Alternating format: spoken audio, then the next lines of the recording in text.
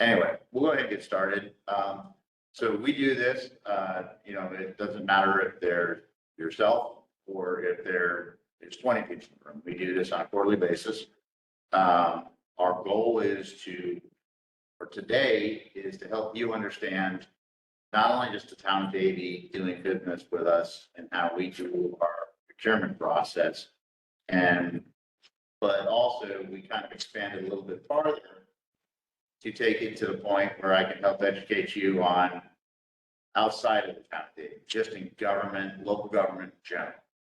And local government procurement for this tri-county area is unique in the aspect of there's a lot of collaboration between us and other agencies. So when I'm talking today, I'll talk about specifically the town of Davie, but I'll also give you tips and things like that. And feel free to interrupt me. Obviously, you and I are having a dialogue right now. Let's say we have two other people now that have joined us. Okay, so thank you. We have Frank.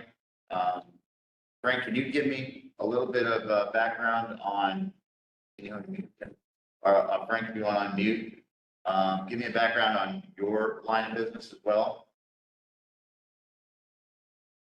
Frank, you're on mute.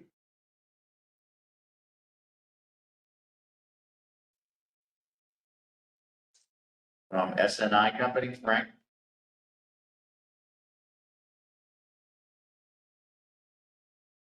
Okay, and we also have another caller. I did. Okay. And we also have a caller who's on mute. So I did send a unmute request to the both of you. If you guys would like to unmute yourselves and give us some type of information in regards to your business, so that way we could give you some examples through this vendor training that's specified to your company type. If not, you can always add it in the chat as well. Okay. Give me in if anybody else joins in, so that way we can also, I like to kind of focus my discussion, so I'm not talking about, Band-Aids and buildings when basically technology and things that you're looking at. Because again, some of the mainstreams may not be as important to you, so I try to focus on that. We also have, okay, so, all right. So today, again, we're focused on basically educating you on a larger scale. Again, doing business with us, and then also I can also assist in local government in general. We have many peer agencies that we work with on a monthly basis.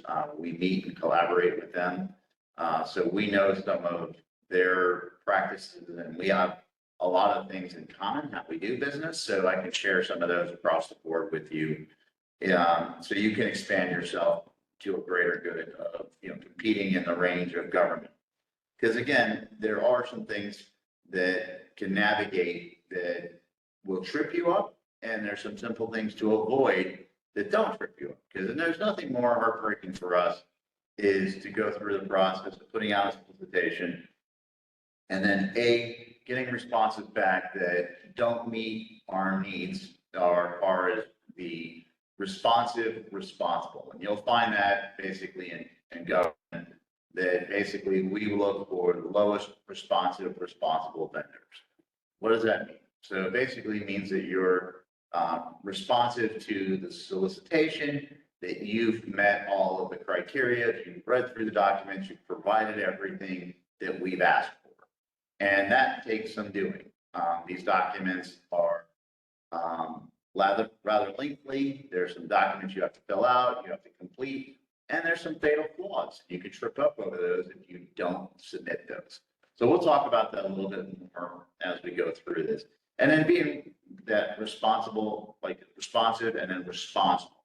So how have you performed? How have you done business in the past, as far as your responsibility as a vendor? What is your past performance? Do you have the capacity, ability to do things? So again, those are kind of the criteria we look at. We don't look at just low bid, which is a major misconception a lot of times when it comes to people thinking about government bids. Yes, sir. With a new company that doesn't have a track record, either with Davie or with any other municipality, how would you evaluate whether that company was responsible? Okay, so it comes down to, that's a piece of what we look at.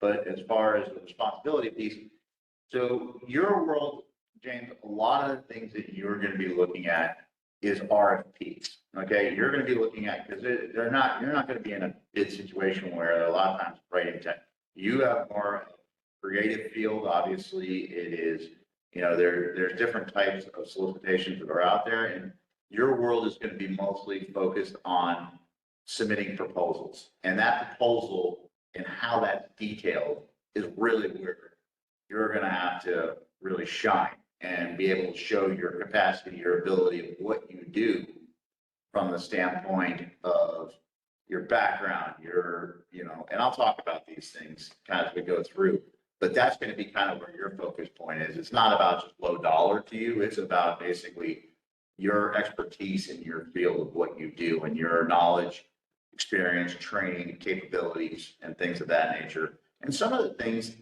are going to be on your scope.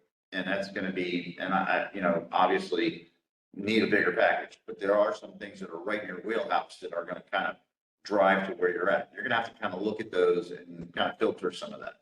So let's jump into this. And again, feel free to ask questions as we go for anybody that's on. If there's anything that I need to back up on, we are recording this. So if you want it available for recall later, you're not scribbling notes or anything like that. I always say, Friday nights are great to watch this again, instead of watching Netflix or something like that. You can watch a vendor training, grab a glass of wine. It's always a great thing to do, so I fully enjoy it. And it will be available on our town's website for your record. Yep. Okay. So for today's topics, again, things that we're going to cover are our procurement thresholds. Those are some of the basics of how we reach different levels and how complex our solicitations are going to be. Our procurement methods, again, I talked about an RFP. We also have different methods of how we solicit. Some notifications, that's important. How do you register as a vendor when you're signing up for some of these in your notification? How am I getting that information sent to me and what am I doing? Our procurement website, just some things where we post this information. And again, we have a local preference. James, you said that you are local here to the town of Davie, you're a local business. So again, we have a local preference. So again, that comes into play with us, with the town of Davie. We'll talk about that as we go on. Common payment works mistakes. We use a system for registration. So some of the things kind of get tied up in our vendor registration process, and we have our vendor master here who basically does our registration. She can kind of talk through some of these things as well, but I can cover some of the issues. So our contracting methodologies and some of our basic fundamentals of what we do with public procurement. So as we embark here, so we have some major some thresholds here that basically how we touch points.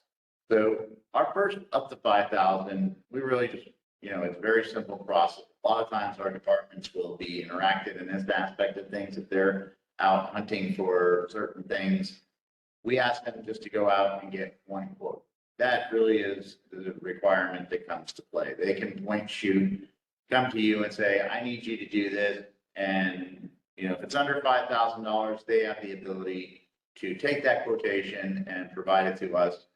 And with some of the things that we review to make sure that you're a legitimate business, and from there, it's a pretty simple process. Very low dollar for us, and we move that threshold is pretty quick for us to turn things around.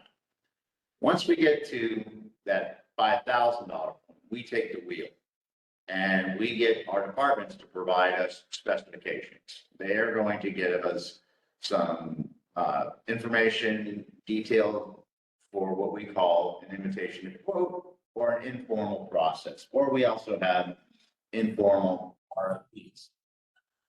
So that process again is informal, so it's up to, and it says category 2 of the Florida statute of 287-017, which is currently $35,000.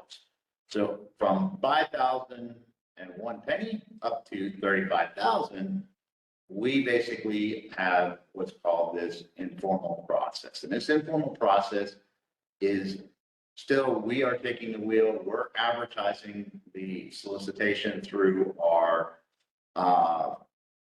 mechanism, which we push out, and I'll talk about that in a few minutes, through a process which we call OpenGov. And again, I'll go into detail on that.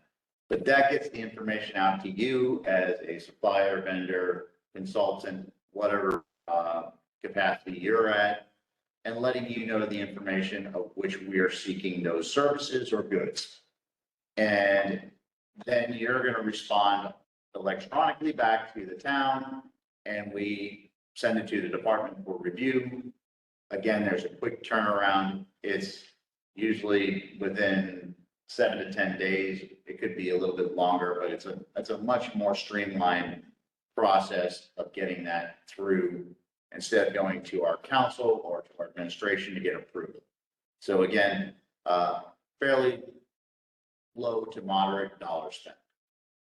Once we get into the formal threshold, that's over 35,000 and beyond.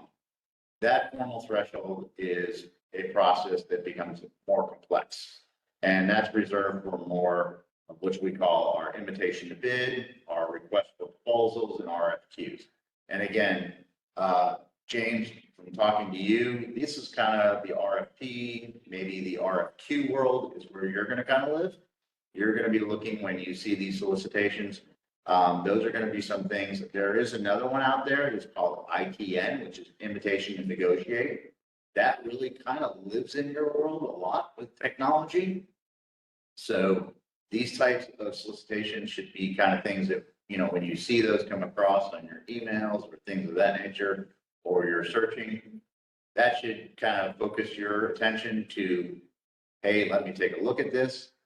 You know, unless it's something really, I mean, those ITBs are more reserved for definitive commodities or really straight bid things where we have detailed specifications. We have pretty much told you, we have no flexibility really on the specification aspect of it. We're going to tell you, this is what we want, give us a price and give us your terms on it in regards to that. You know, we've laid it out for you.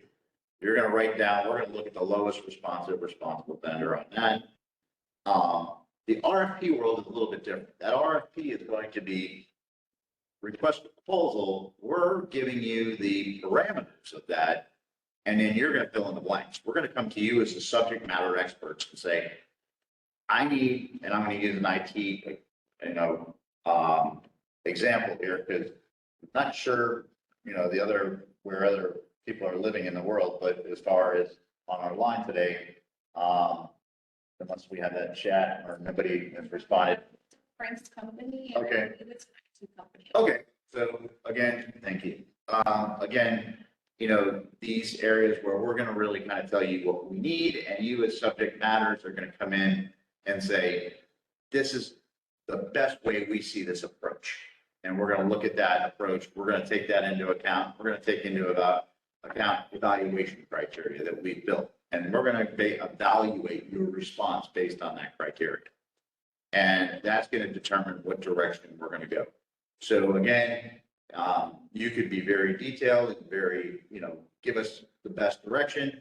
It's not about the low dollar. It's really about the best overall solution for the town. What is going to work the best and give us, you know, the best bang for our buck, the best results.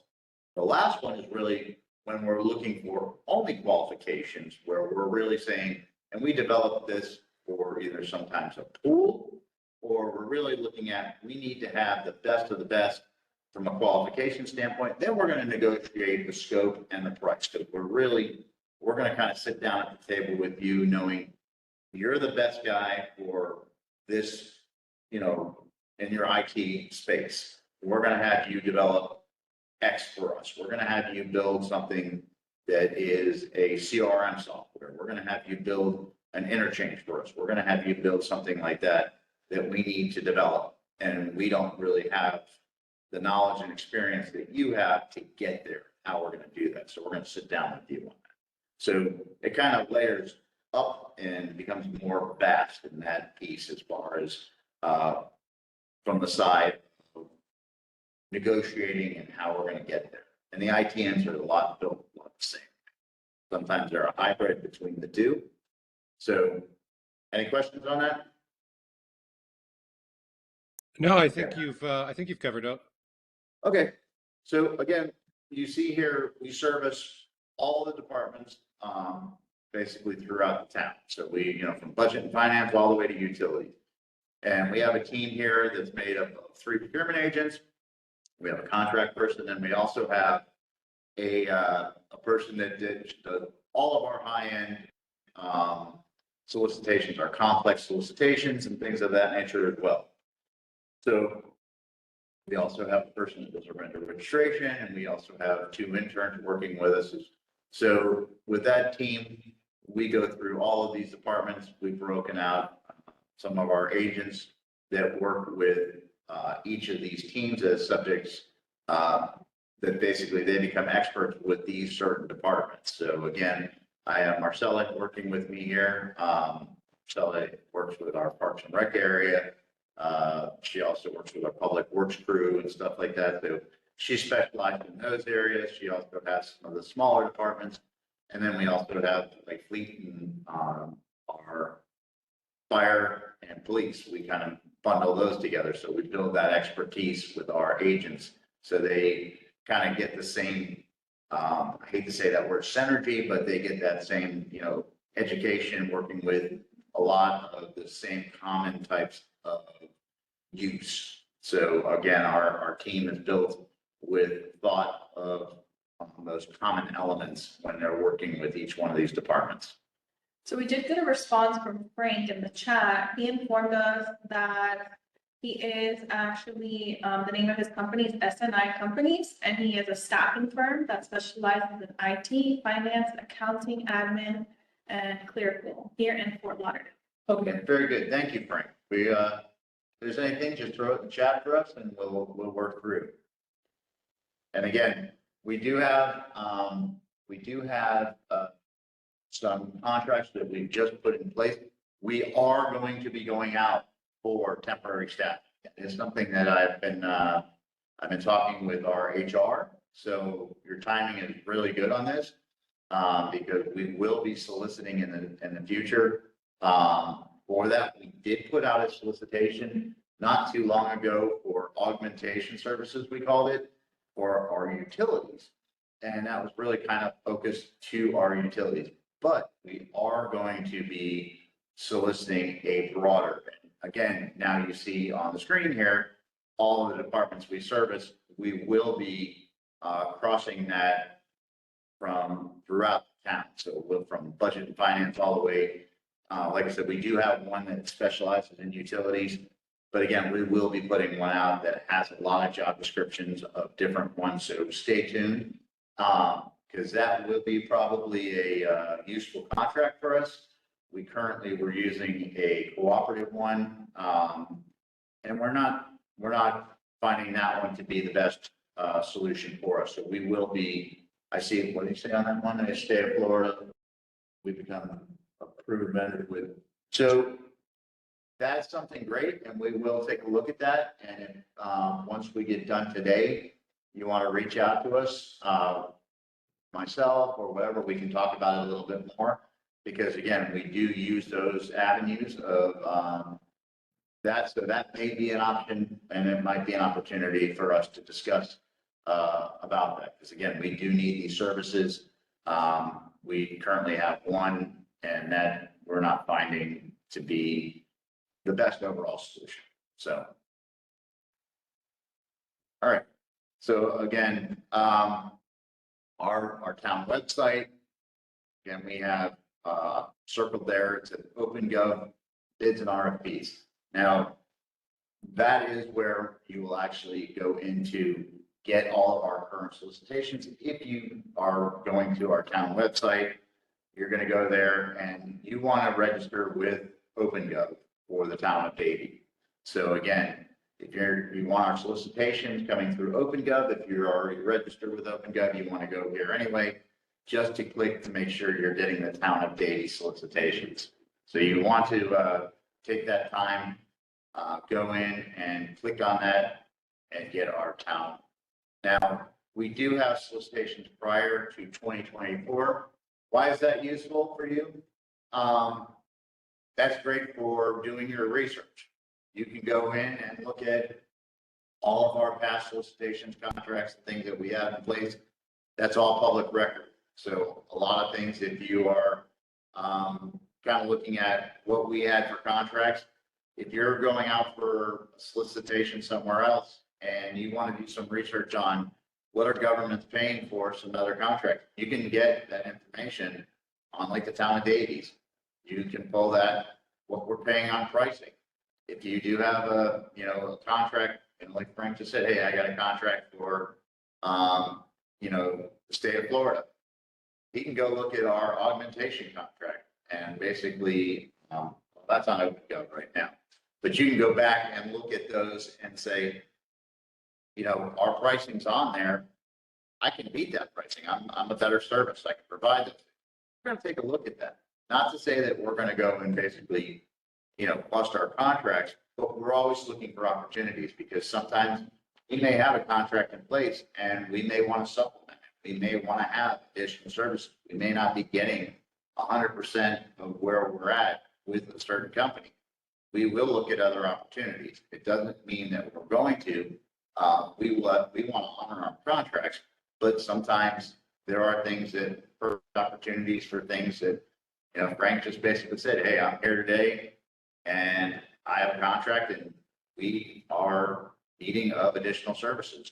Staffing is something that is definitely a challenge in the market today.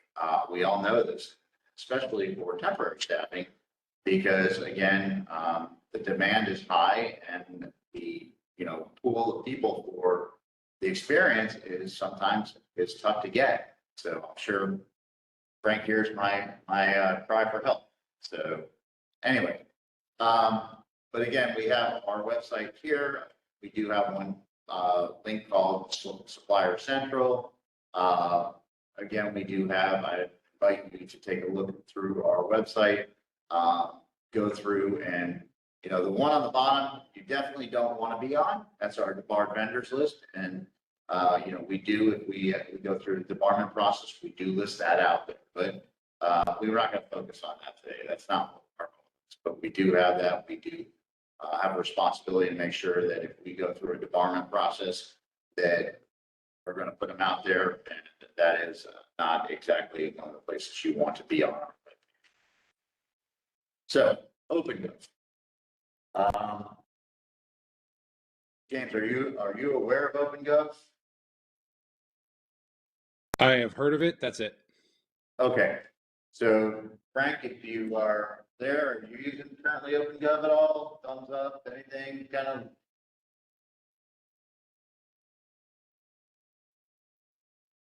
Okay. So OpenGov is a platform that we use to manage all of our. Okay. So again, OpenGov is one of the resources we use to solicit our solicitation. Use our solicitation management when we broadcast all of our bids or ITBs, those solicitations that I've talked about. So that is a tool that we broadcast. That's all we use to broadcast out of our solicitation. It is free for you. It does cost us to utilize this, but it costs you nothing. All you have to do is register with basically the town. It provides a lot of transparency, a lot of innovation for us. We moved to this from DemandStar. You may have heard of that. If you're actually utilizing other platforms out there. James, just so you know, you might want to scribble these down. There are other platforms out there. This is kind of where I open it up a little bit more about, there's other platforms, DemandStar. There's one called Bonfire. There again, Ion Wave, bids and tenders. So there's a lot of different platforms out there that governments use to solicit. OpenGov is probably one of the most emerging out there, and they're picking up a lot of the space in government because, again, the utilization for us. So again, registering with these, it's kind of a one and done. Once you get registered with them, then you'll start to get the stuff that comes to you for how you register. And again, back to where it was talking about, when you go through that registration process, you really want to make sure that you focus in on your area of expertise. Yours is really IT, that technology, the consulting, those types of things, James. Frank, again, on your side of things, it really comes down to is obviously temporary staffing, augmentation, those types of things. Your area, you want to make sure you hit those boxes so you're getting those notifications and it's being sent to you that says, hey, there's an opportunity. So that's how it gets delivered to you through, the town when we solicit these. We do advertise by requirement in the newspaper in the legal notices. I don't know how many of you read the newspaper anymore, but, again, it's one of those things that's still a government requirement, unfortunately, but we, so we have to comply with that. But again, these mechanisms have made it so easy for us. And again, how we actually take receipt of this is you have to submit online. The old days of, anybody doing this, where I hate to date myself, I've been in procurement where people are running in to submit a package and stuff like that. It's all done. Everything comes electronically. You got to really, go through the process and make sure that you double check your work when you're submitting this stuff, make sure that it gets submitted, familiarize yourself with the process. OpenGov has a lot of tools to learn how to use this, but you got to make sure you read through this stuff to make sure you're submitting it properly. Because, if you don't submit it properly, then you're not even in the game when you're doing stuff. So learning to use this tool is also just as important. So if there's questions or things like that, when you sign up, educate yourself. And again, you'll be able to, utilize this for a lot of different agencies outside of just the town of Davie. The list of companies that I gave you on top of that, we all use these types of broadcast engines to get that information out. It's very common for each one of us to use these. So again, how to subscribe, you get solicitation updates, a little bit of how to manage your notifications, again, how to register. We have this on our website. This information is there on our webpage. So it kind of takes you through the 1, 2, 3s of doing it. But again, once you get into it, you got to familiarize yourself with that process, submitting and going through and looking at it. So you'll get all the notifications. Once you download this, you'll now get the notifications for anything that's coming from this. You'll get if there's an addendum, that being if someone's asking a question, someone's going through the process. We have what's called an RFI period. That's request for information. If there's anything that you're like reading and you're saying, wow, that doesn't add up, or I don't really see something that I would expect to see, or I have a question on something, you're not going to contact us. You're not going to pick up the phone. We're not going to talk to you about that. We're going to talk to you about it, A, because, we're not the subject matter experts. B, we want to make sure that it's transparent and fair for each one of us. We're not giving James information that we're not going to be giving to Frank. We're not going to be basically telling him. We're going to be basically taking your questions, submitting them in writing, and then we're going to answer them in kind, and we're going to push it out in an addendum. So you get the question, you get the answer, and it might be something like, man, I didn't even think about that, but I'm glad they asked that because now you're all submitting on a transparent, fair and equal basis. Okay. So those notifications, all of that process is in a closed environment through OpenGov. So you'll see those, and then again, you'll have a mechanism for how you actually, will ask questions and how we'll respond to those. Also, we take receipt of them, and then for RFPs, we actually hold the information for 30 days to review it, analyze it, to make sure everything is, available, correct. And then for bids, we make that information available right away. We read out loud, basically through a public opening, the information out there, and we make it available. Well, so you can see from a bid standpoint. But again, Frank, you may see bid pricing immediately available. James, yours is really going to be in that second tier where it's going to be an RFP. We are not going to read your complete solution out to everybody. That will take forever, maybe a 2-day event on some of the solicitations we have. We basically, so again, it's not, something we do. We read into the record, the names of the companies that respond.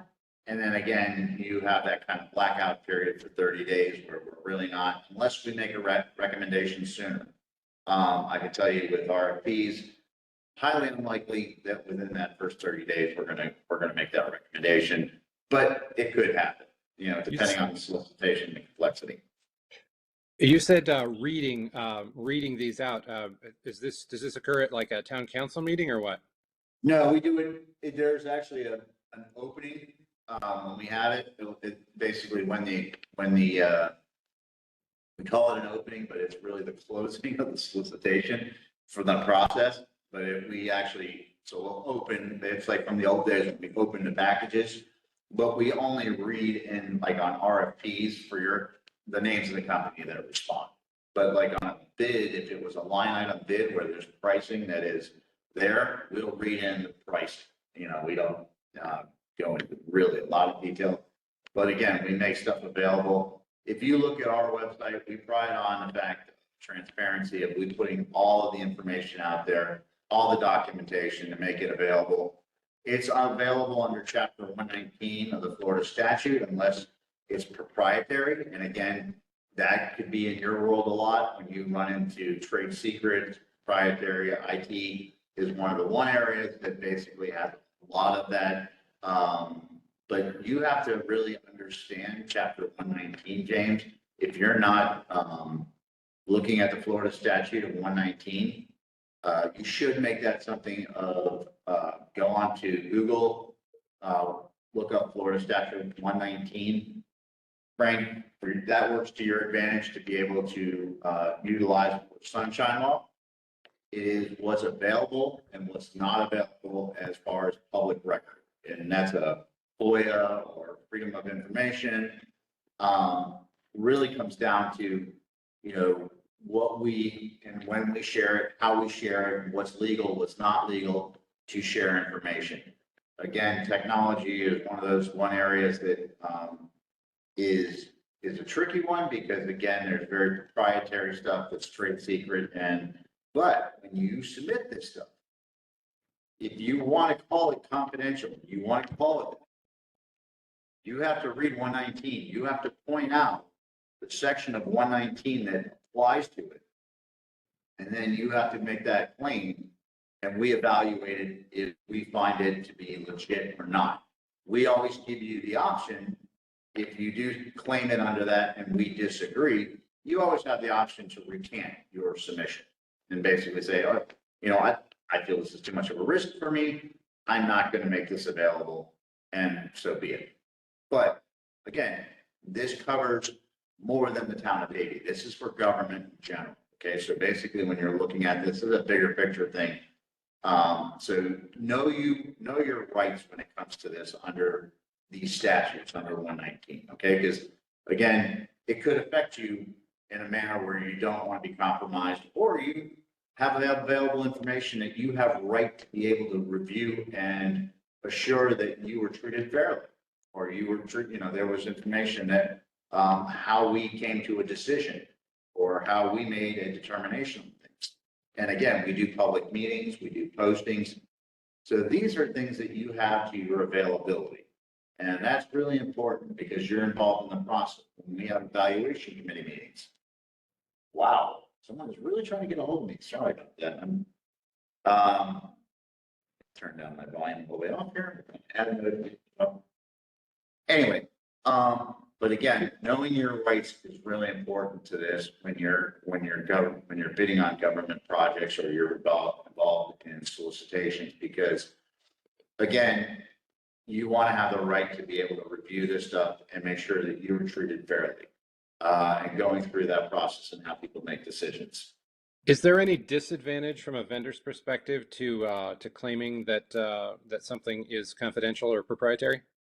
No, not at all. Again, it comes down to, again, if it's truly a trade secret or something like that, that's legit, we respect that wholeheartedly. And we want to make sure that, especially if there's something that, again, infringes on your patent or, again, something that is proprietary to your business, then we don't want to do the wrong thing. We want to make sure that we protect you and we protect the town from any liability aspect of it. So no, there's nothing wrong with that. But again, we're gonna vet it to make sure that that process is, again, not being hidden for just because your pricing, you're gonna call it trade secret.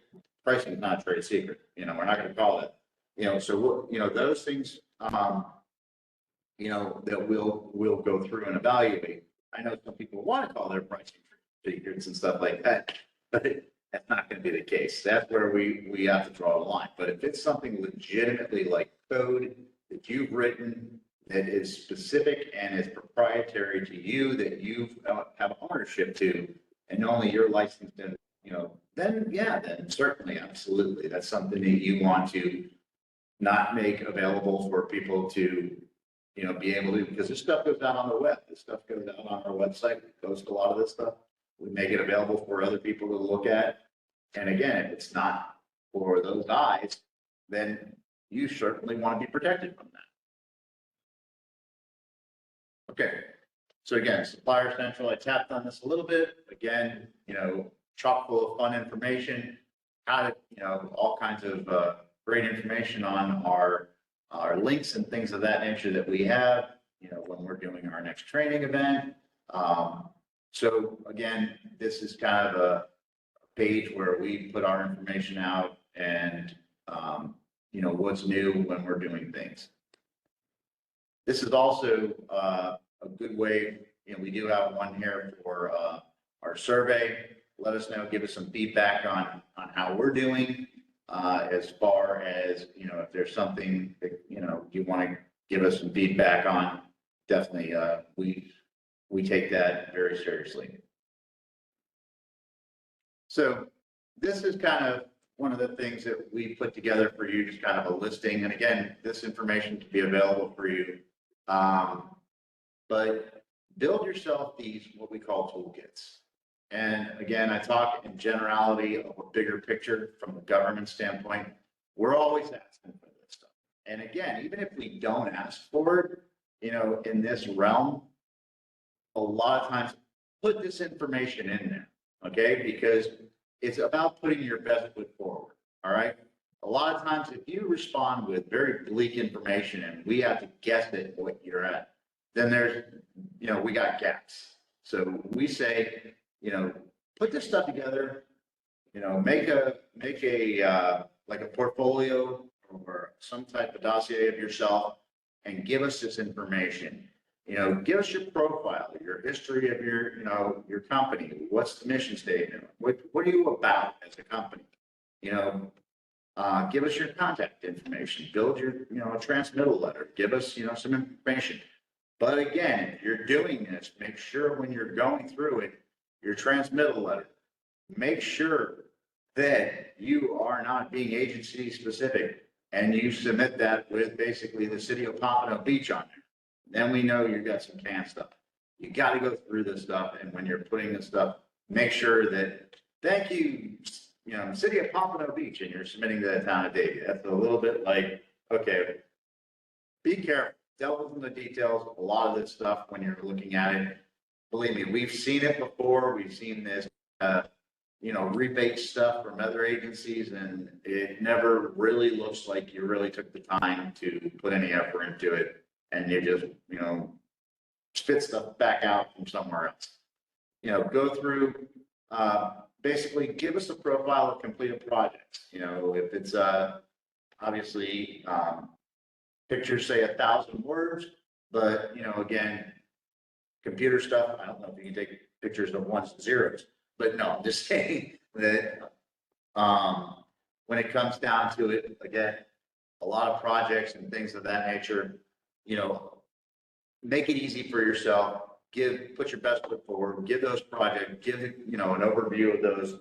So we know what's your history. We don't have to ask those questions. And a lot of times we're asking for this stuff anyway. But again, if it's not asked for, it never hurts to do this, because they're going to say, wow, you've taken that extra step to give me this information. I know more about this company than I even wanted to know. So that's going to be that responsible side of things. This is where you're really going to shine. Give us your org chart. Again, sometimes it doesn't necessarily mean that that's going to be, something that we look at if you're a sole proprietor. It depends on the situation. But again, it's nice to see the layers of who we're dealing with and what the size of your company is. And it gives us that picture. If it's just one person, but if it's, you have multi-layer, then we know what your company is about. We have a better understanding. Your resumes of your key staff. Again, you're going to be asking for this stuff a lot of times, especially in your world, James, and also when it comes down to Frank in your area as well. We're going to be running into that where we want resumes. We want to know what the expertise, capabilities, and what are you about. Certificates of insurance. I can tell you again, this is where we run into a snag a lot of times.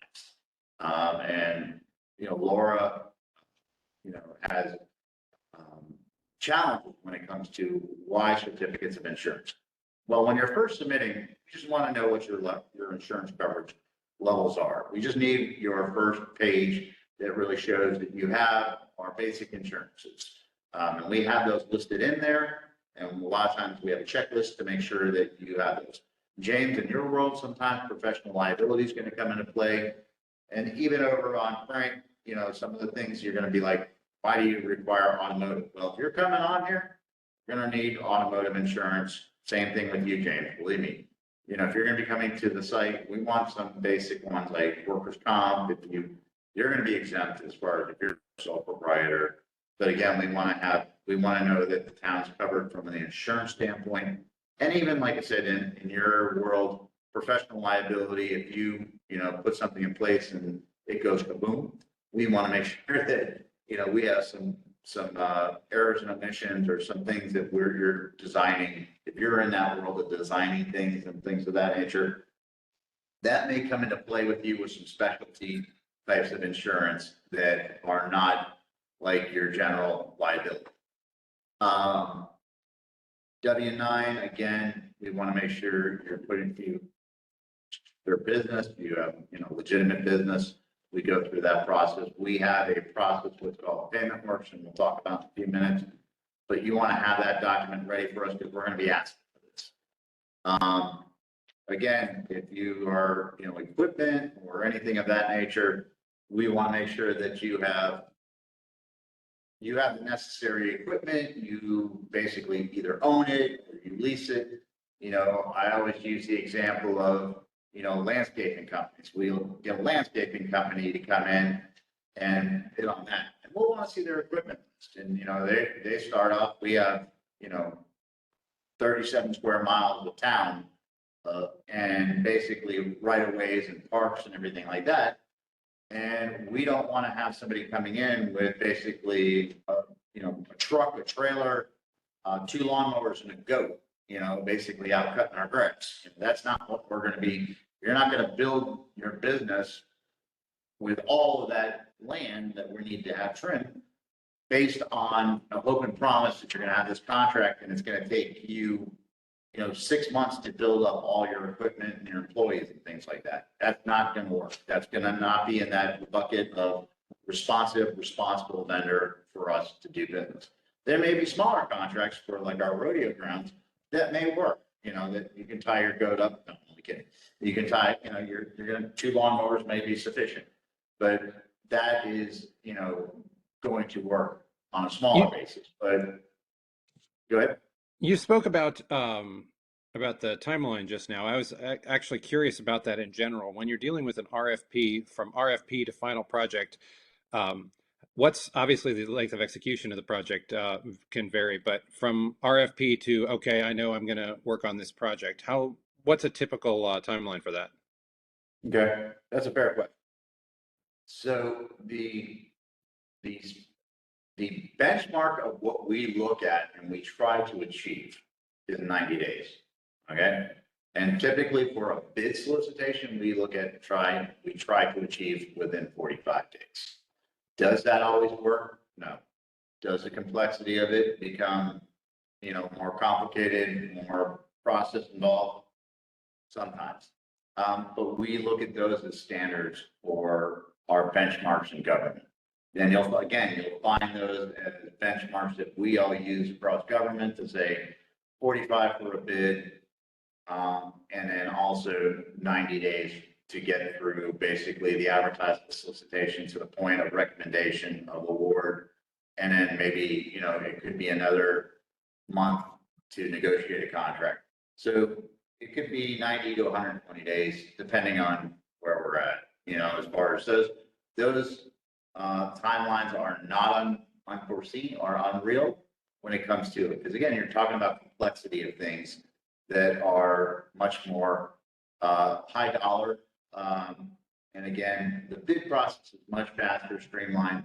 RFPs, RFQs are more, again, research, contract negotiations, hammering things out. So again, those are not quick turns.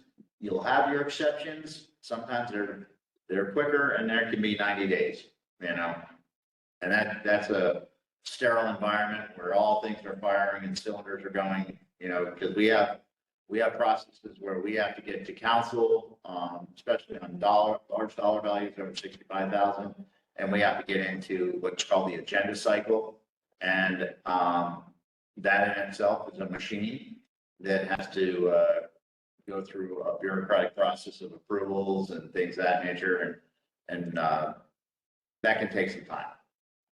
So subcontractor information, again, if you're working with subs or you have subcontractors, put them on there. We want to know who they are.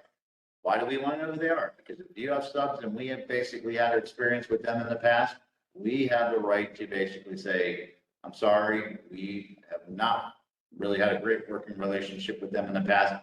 Please go find somebody else. Or basically, that's not going to work for us. Sorry.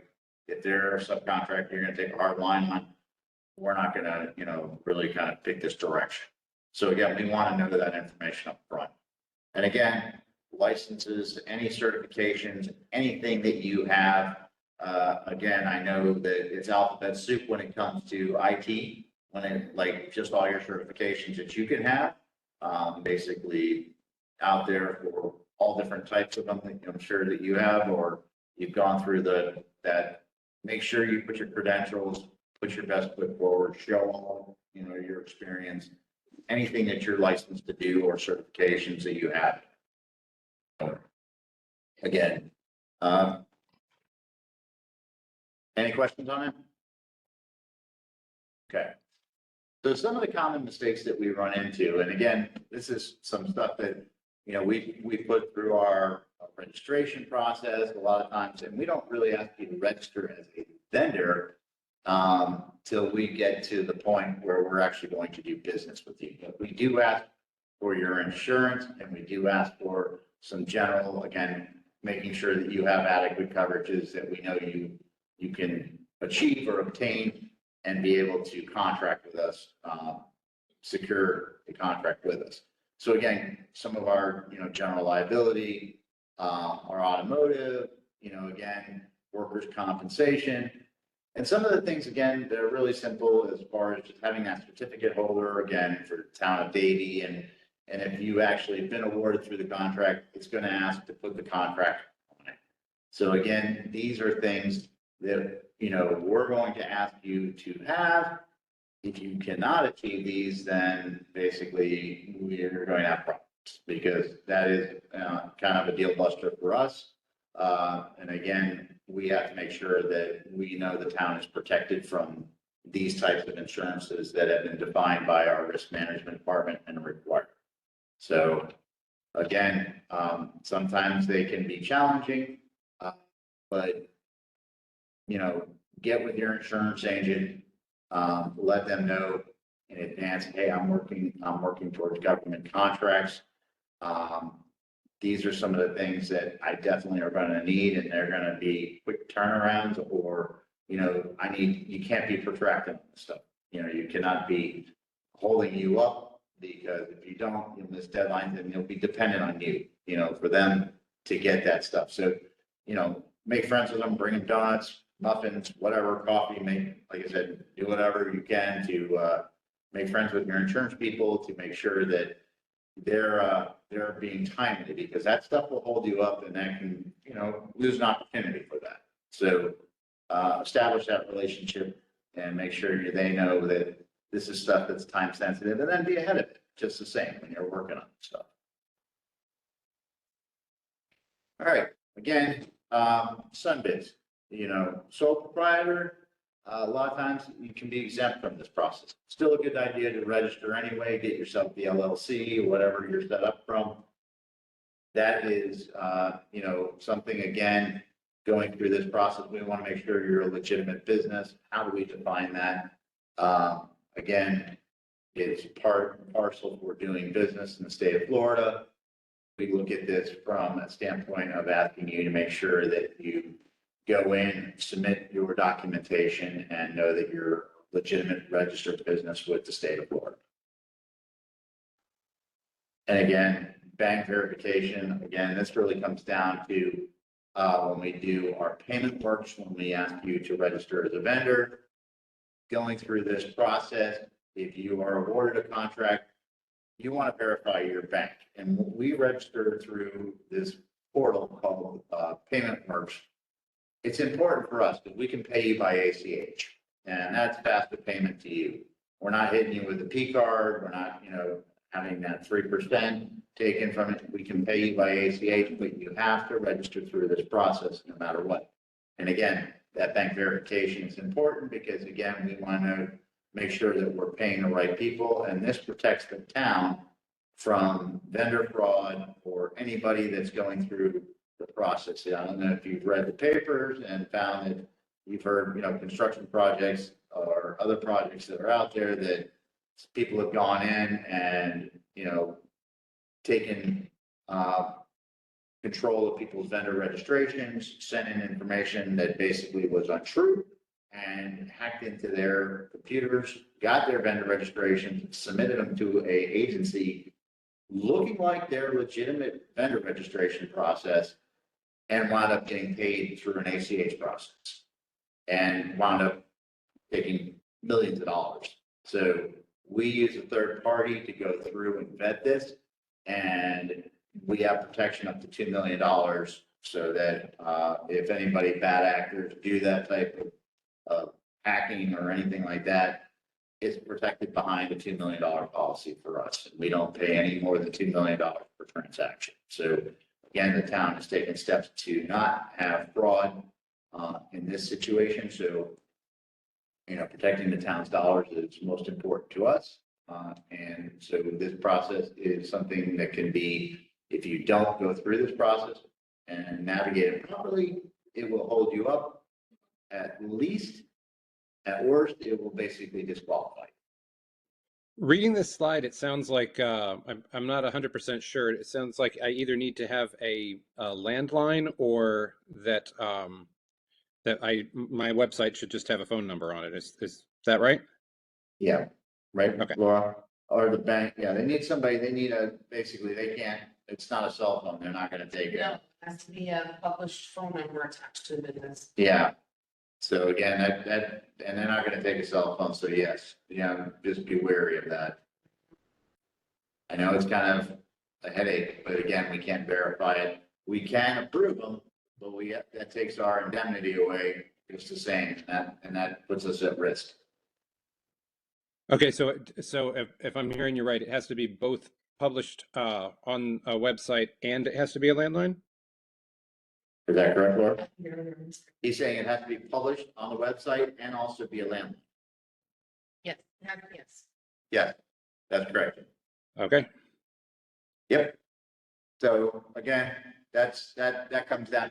And again, we'll look at this from a risk standpoint, again, of how much we're paying you, some of these things with construction companies and things that want to be paid by ACH and things. Not to say that we haven't done bank verified, but I'm going to tell you that it's going to take me a really hard decision to make when I'm going to bypass a bank qualified. And again, waiving our indemnity for that $2 million.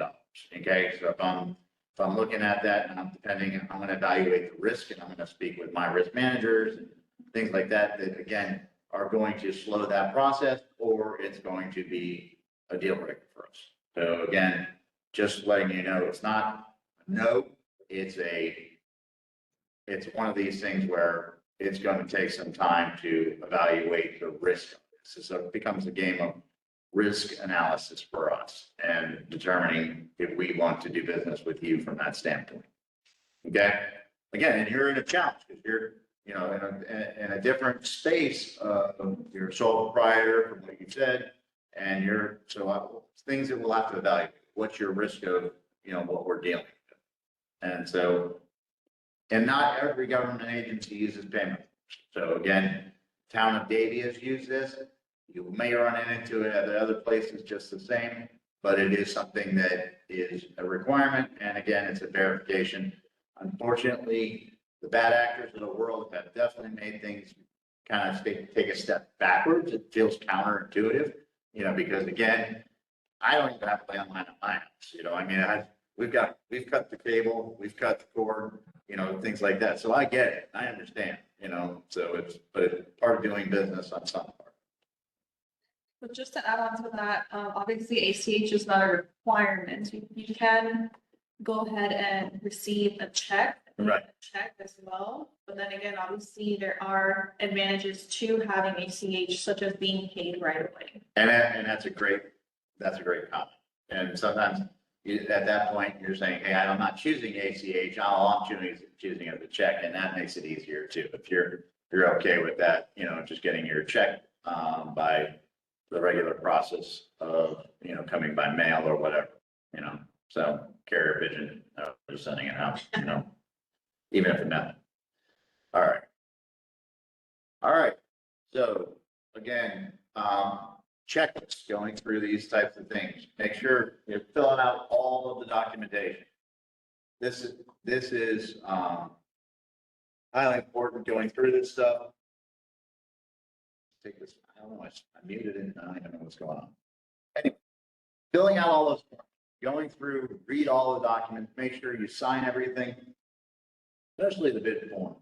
When you're going through this stuff, you can electronically sign things.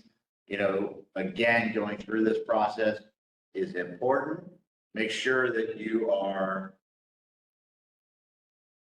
wow, my phone is revolting. Just to add on to this section here, since we have moved over to OpenGov, once you do submit your bid, you actually do have like a final review before you finalize and send in your bid. So obviously, if there's something that you haven't signed or agreed on, such as an addendum, you will be informed and you will not be able to submit your bid until everything has been completed. But then again, in regards to the actual bid form, we have had situations where vendors looked at it very briefly and they have submitted incorrect price on their behalf and they have been disqualified.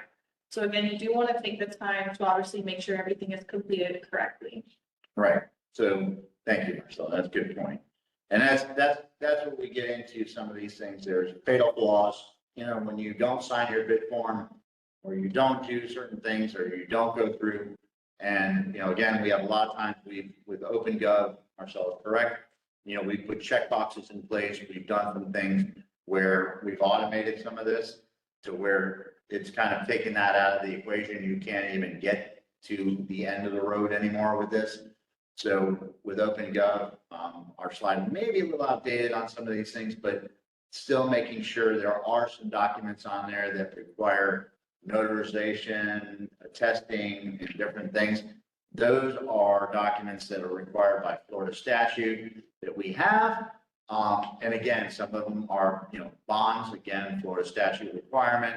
That is actually, if you don't submit a bid bond on a project and it's required, you're going to be disqualified. It's going to be one of those things. That's a no-go. That's no fly on that one. So, those are things that, you don't show your bonding capacity. You haven't proven that you're capable of doing a project. And again, it's very rare in your space for both of you, or again, I don't know the third person online, but in that aspect of it, if you're not doing construction or you're doing types of projects that require bonds, it's really not going to be something that you're going to be too familiar with. But again, you should pay attention if you see that word, that there's a bond in there for whatever reason. Software does have a bond. So they do have bonding in software sometimes when it comes to that. So it may not be all the time, but on certain things you could run into with a bonding. Last, double check everything, go through it. If you're not that kind of person, if you're a high level person and you are signing off on things, make sure somebody else is going through it. Make sure that it's double checked. Back to that, City of Pompano Beach, City of Plantation, whoops, I submitted. It never really looks professional. At least it's embarrassing. At worst, it basically will really tank your solicitation because, again, it will show that you really didn't take the time to go through and vet the information, and it will kind of unveil itself from that standpoint. All right. Again, some terms to know, some things that we go through on our terms and conditions.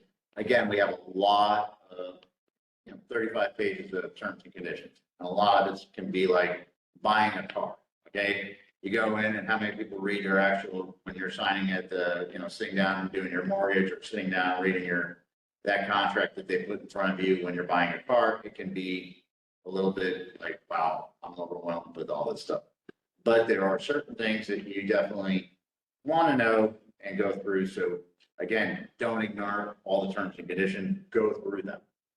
Familiarize yourself with it. A lot of the same things you will see across a lot of agencies, a lot of the indemnifications, a lot of the sovereign immunity, hold harmless, all those types of things we use on a regular basis, okay?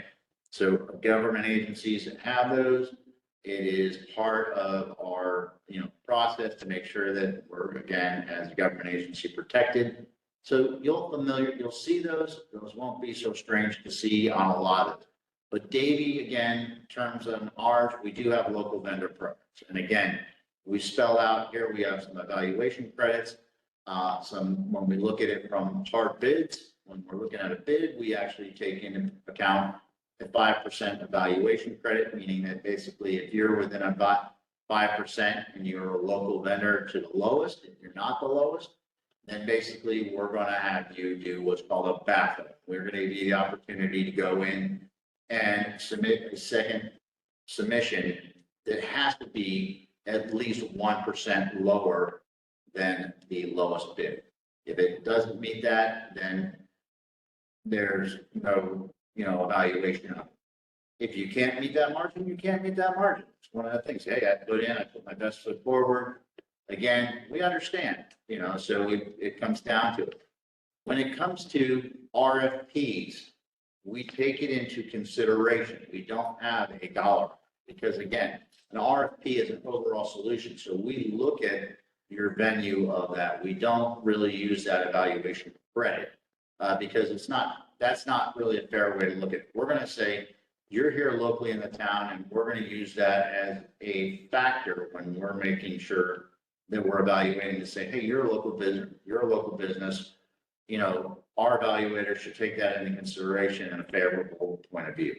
But it's not the only, because again, if someone, comes in and they're from Stewart or, up the coast or something like that, and they have a much better, solution for us, then we're going to take that direction. However, it is a consideration that we take into account. Piggybacking. Piggybacking is something that we utilize on a regular basis. And what does this mean? So again, a lot of agencies will go through that solicitation process themselves. They'll go out to bid for, again, temporary services or different things. Other governmental agencies can utilize our solicitations as their own contract. They can basically say the Town of Davie solicited for temporary services of all of these positions. I can utilize that contract with the same terms, conditions, pricing. There may be some things that we adjust for, basically calling it the Town of Davie. There's some things like that, but we can utilize that. And if you offer that to us as a mechanism, which Frank basically said, hey, I got a state of Florida contract, we can piggyback off that state of Florida contract. We don't have to go through that 90, 45-day process or whatever. We can actually take that state of Florida contract and utilize it as our own contract. And we have you fill out, we complete what's called a piggyback contract or a cooperative contract, and basically utilize that as our own agreement. Like we solicited, we basically now have all the same terms, conditions, pricing that we get to enjoy, that the state of Florida gets to enjoy, without going through that process. It shortcuts us a lot of time, gives us favorable pricing, again, on some things that we find that have economic value. So we definitely look at those and say, the Town of Davie stands alone. We may not find that pricing, but on a larger scale, we can get better pricing, and you can offer that to us. Great. That's awesome. That helps you. If you are awarded a contract for an agency and you are wanting to market them, that availability, when you're talking to agencies, let them know. Wave that like a flag when you're talking to the agents, you're talking to the procurement manager, you're talking to anybody there, the department. I have a contract. Frank did the right thing. He said, hey, I have a state of Florida contract. That is what we want to know. That will get our attention. My response was, Frank, that's great. Let me look at it. We can talk about that. That may be something I'm going to evaluate. And then I don't have to do that solicitation, because prior to my conversation, I was saying, we're looking at doing our own solicitation. But I might make a left-hand turn, look at the state of Florida contract and say, I don't have to do that process. Then maybe that's the best way for me to go. And I don't, I can get departments utilizing these services in a much faster way, and I don't have to go through that process. It saves the town money on many levels.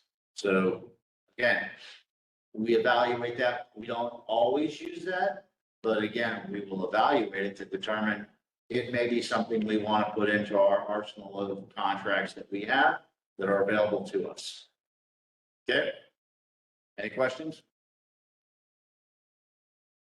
No? Okay. Laura? I'm sorry? Sorry. I'm sorry, Jamie. I'm sorry, I was muted. I have some general questions that I just wrote down, but I should probably hold them to the end, huh? Okay, so again, just kind of hitting some of the things, the way I talk about those again, as far as best value, I kind of covered that. Talk about our transparency. These are things that basically, we want, that's our goal, is to be transparent, fair, equitable, everything that we're doing through that contracting process. We want to make sure that we have that win-win relationship with you.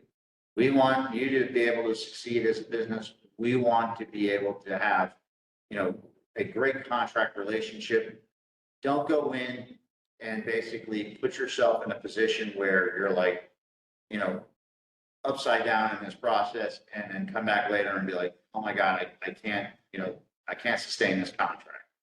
That's something that you have to do for yourself and be fair about. And again, I've given you some tools today as far as 119, looking at where the government's space is. I mean, some of these things, it may not be as apparent and easy for you, James, because again, some of these things are very situational. Frank, you're gonna be a little bit different. You're gonna be able to see some of this pricing, from the standpoint of where people are at and, what they're paying. for certain salaries and those things. So again, but know your competition, know your business. And, you know, if you're stepping into some of these spaces, and sometimes it's a matter of trial and error. Fortunately, it comes down to that. But I will tell you that once you get into the groove of learning our processes, you could be very successful in this area. And once you learn that, it's, you know, and we see that because, you know, a lot of times, you know, they say, oh, well, you have the same old companies. Why do we have the same old companies? Because they've learned, they've taken the time to learn how to do the government business. Some people will get into the private sector, you know, when they're in the private sector and they come in and say, I want to do business with government.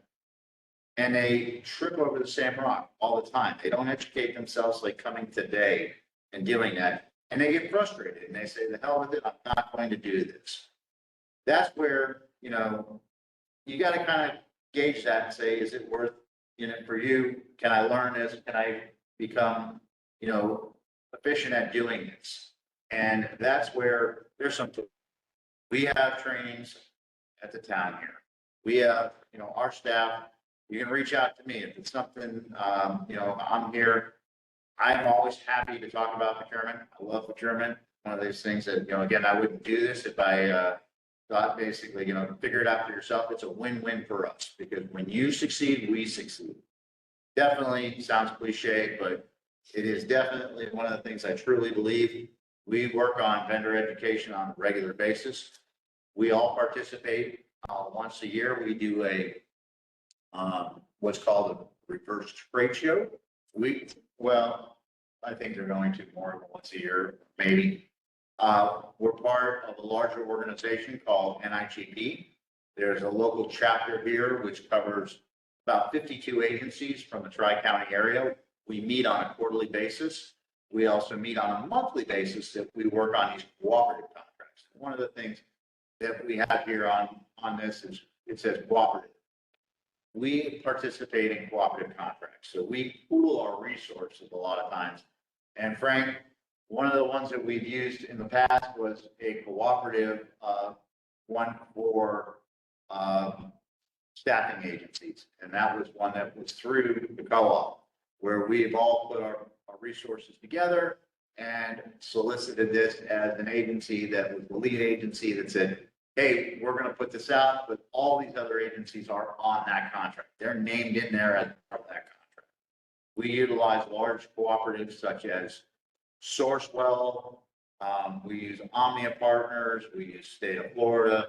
They all have cooperative agreements, things of that nature. So again, we do it on a local level here because it's local resource a lot of times. And we do it for like chlorine, sand, aggregates, different things.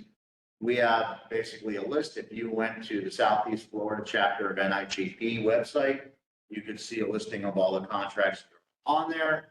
That, you know, these agencies are basically competing. So that is something, again, when we're meeting with those agencies on a monthly basis, we're discussing contracts.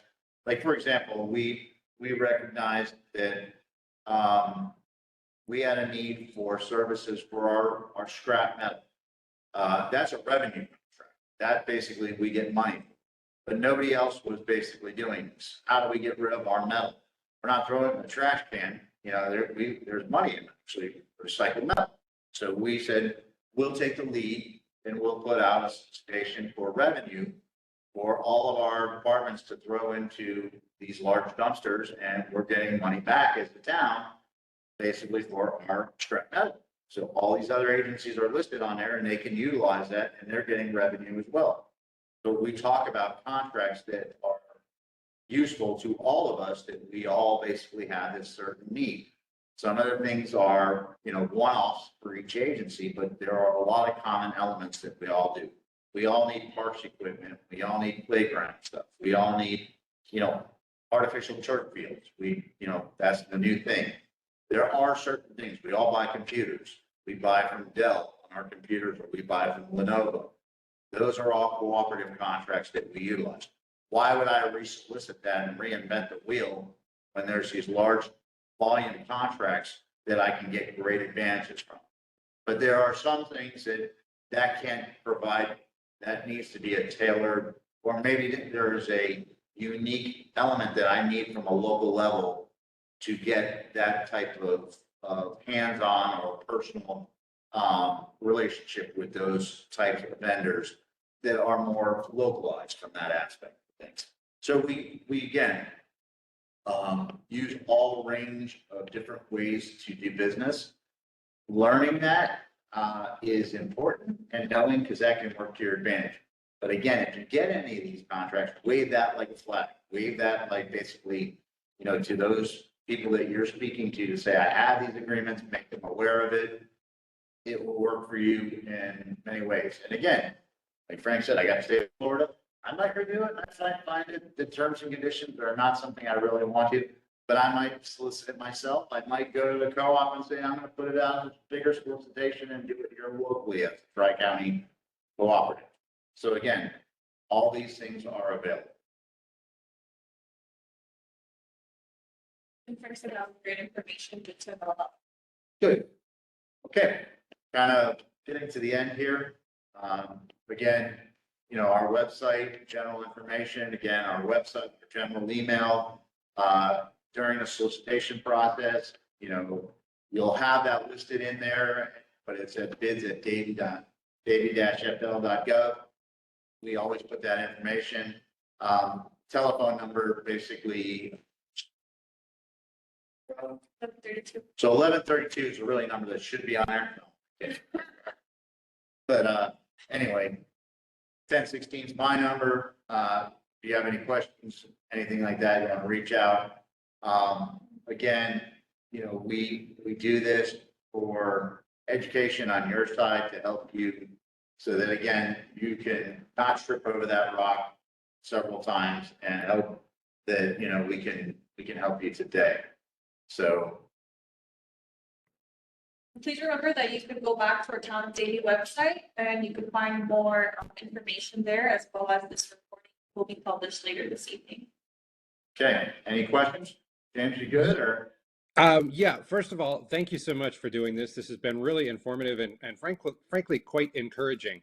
So it's the process initially seems kind of opaque and I don't know, bureaucratic, I guess, but you make it a lot more humanized, and I appreciate that. There's a question that I wanted to ask, just I guess curiosity. When you're dealing with, say, a software solicitation or an RFP, how many vendors are you generally evaluating at once? That could vary. That could vary on many levels. It depends on, who's paying attention to it, their availability of basically their capacity. Sometimes, the project, the dollar amount influence that. A lot of factors come into play. So there's really, we look, as again, benchmarks where it comes to, there's always that standard of 3, but sometimes we'll get 1 and we'll actually look at it and see if there's something to it. Again, in that RFP space, sometimes there's very niche markets that we're running into that are very specialized. So there's not a large swath of competition. Some areas we see, large responses. We'll see, 5, 6, 10 responses or more. It really, really depends on so many factors. Like we did a design build for our town hall, and that's a $56 million project, right? And so you would think, man, every contractor in the world is going to come out for that, right? No, there is barely a narrow market as far as those type of people that really have the wherewithal to put that type of project together. We saw 4 responses, and then we really, so again, it comes down to you can't have blood, when you're doing those types of projects. You can't, you'll overcapacitate yourself, and you don't want to do that either, James, because how many codes can you write? How many times can you basically, I don't know. I mean, you might be, never sleep and drink more coffee than I do, but I'm just saying that, it comes down to is you don't want to overpromise and underdeliver, so when it comes to this, be careful with that. That's your reputation. And that comes back to responsible. James is bidding on everything. James is getting awarded, but James is not producing anything. That's never going to be a good thing for you and having that reputation. That will build up. And again, I talk about, from the standpoint of, us communicating with each other. That's the one thing that government's a little bit different in the procurement space. We do meet, we do talk, we do basically say how, and we communicate with each other and we tell the good, the bad, the ugly. And when it comes to things that basically vendors are not performing or failing or whatever, and, agencies will ask us, hey, how did they perform? How did they do? Whatever. They'll ask us for references. They'll look at that standpoint. You don't want to be in that mess. You don't want to be there. So again, so when you're looking at these, make sure that your eyes aren't bigger than your stomach on that aspect, things like, I want to basically get everything, but make sure you have the capacity and you have the ability to perform those things just as well. You'll put yourself just in that other light where you don't want to be. And back to that responsible element of things, just, be wary of it. And, again, start slow, get yourself going, establish yourself, and be that excellent vendor that, will share that information and that will transcend just the same. Believe me, when I'm sitting in a meeting with a co-op or anybody, and I have a peer saying, hey, we're looking for a consultant. Tell me if I'm wrong here, guys, right? And everybody sat in these co-op meetings, right? We've, anybody have a contract for this and they're performing? Yeah, we have, and absolutely, they're doing a great job. They're going to contact them. They're going to reach out. We're going to share that information. If you're not that guy, I'm not going to basically share that with my peers because I don't want them coming back later and going, what did you send me? You Of course. just basically, not do it. I mean, we're not going to basically make that. And we could be on the outside, that kind of thing, or we're not going to, if you're not performing like that, we're not going to be as well, to do that and turn around and help a fellow agency. We have those relationships with each other because I might need something down the line from them. And, I gave them something that wasn't so favorable. They might do in return to me. All kidding aside, but I'm just saying that, that is something to be cognizant of as well. All right. Well, thank you again. This has been really, really informative and encouraging. I appreciate it. Good. Well, that's what our goal was. And again, if there's anything else, Frank, I hope to hear from you soon. Again, definitely something that we'll be, talking to you. Again, we have an immediate need on this, for this. So please reach out and we'll be talking.